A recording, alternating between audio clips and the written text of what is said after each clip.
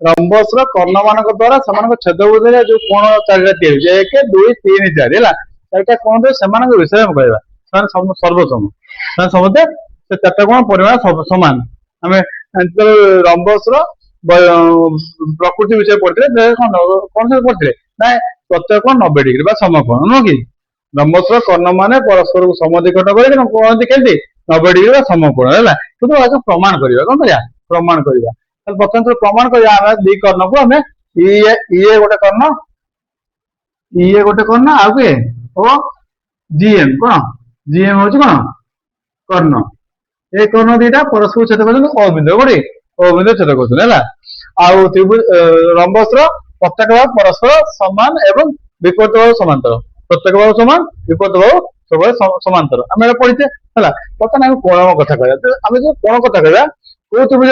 नवा जीईओ एटा नवा एमओई ये त्रिभुज ये दुटा त्रिभुज सर्वसम प्रथम प्रमाण करवा जो सर्वसम प्रमाण करदे ये दुटा कोण सामान हम हाँ जब ये दुटा कोण सामान हम ये कोण को आम सामान कर कहीं प्रत्येक आमर दुईट सरलेखा परस्पर छेद कले कौन हूँ देखा है प्रथम देखा कौन जीईओ सी तुम कही जीईओ त्रिभुज एमओई सर्वसम चिन्ह देखी तुम कहीं तुमको कहूँ नुह कि आम पुणी त्रिभुजर कौन सर्वसमता आसवा कौन कौन रमान हो देख आम प्रथम बोले कौन ना दीटा आगे समद्विखंड कर अर्थात आमर ओ जी ओ एम हम न तापर कौन हम ना इजी समान इएम हम जेहेतु बाहु बाहु गुड़िक चारि बाहु परस्पर समान रहा इओ साधारण बाहु बा बा बा बाहु बाहु बाहु आम कौन सी कोण जेहेतु कोण को सर्वसम करेबा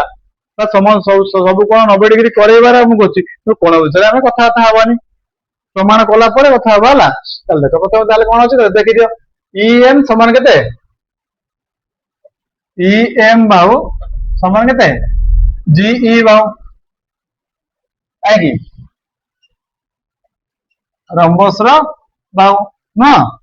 रंबस बाहु कौन सब समान परस्पर समान सब गला कौन लिखिपर आम इ ओ हूँ साधारण इ ओ हूँ कौन ना साधारण न हाँ इओ सब देख इओ सब साधारण अच्छे है आम कौन कर ना जीओ समान एमओ जीओ समान कौन एम ओ कहीं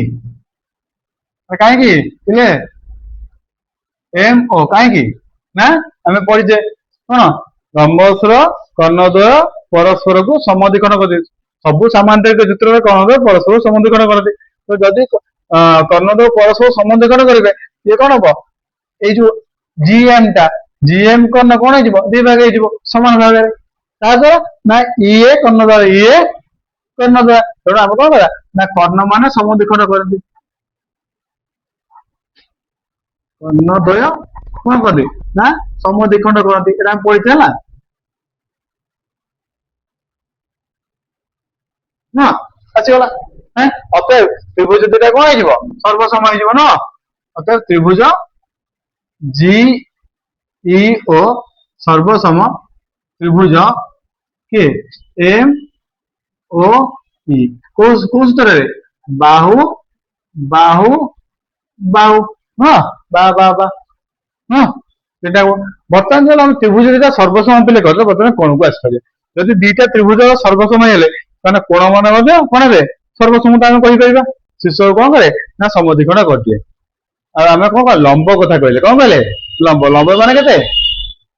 90 डिग्री अतएव आम कौन कहले ना इ आउ ओ लंब कहा ऊपर अच्छी ना जीएम ऊपर जी एम इ एम कौन लंब क्या ऊपर ना जी एम ऊपर तो लंब मान के 90 डिग्री सब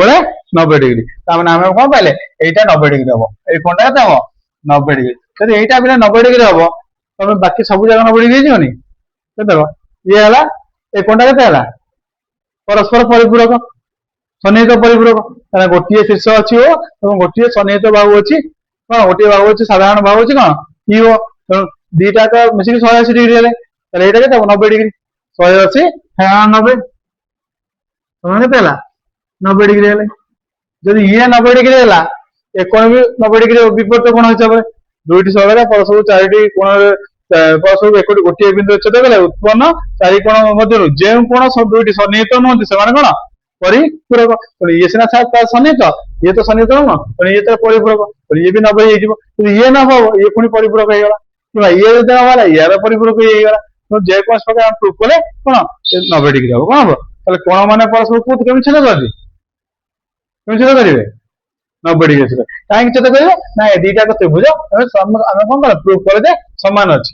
ହଁ ସର୍ବସମ ଅଛି ହେଲା। ଯଦି ସର୍ବସମ ଅଛି ଏକ ତ ସମଦ୍ୱିବାହୁ ତ୍ରିଭୁଜ GEM ଟା ଏବଂ ଦିଟା ତ୍ରିଭୁଜ ପରସ୍ପର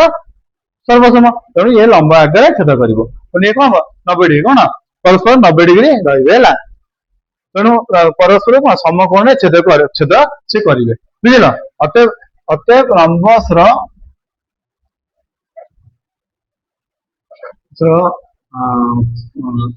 କର୍ଣ୍ଣ ମାନଙ୍କର ଛେଦ ବିନ୍ଦୁରେ ଉତ୍ପନ୍ନ